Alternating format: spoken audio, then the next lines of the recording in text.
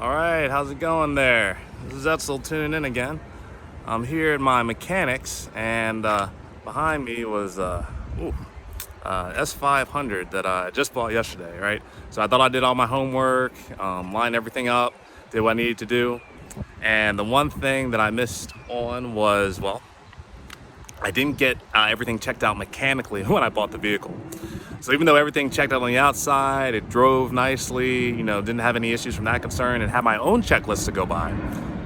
It wasn't until I actually dropped it off at my mechanic where it said, hold up, you have a number of issues to actually, take a look at here. So I'm at the point where, I had to swallow, I don't consider it a mistake. I did not have all the information in front of me that I should have.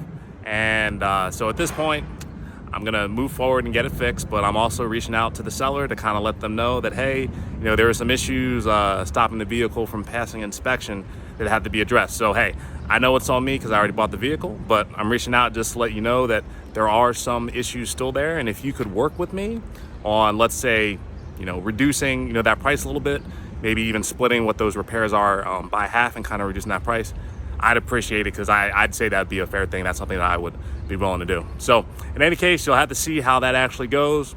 But again, learning lessons every day. That was my learning lesson for this one. So you definitely want to stay tuned in for these clips or this episode, because, well, there's going to be a number of things very, very interestingly going down the pipe.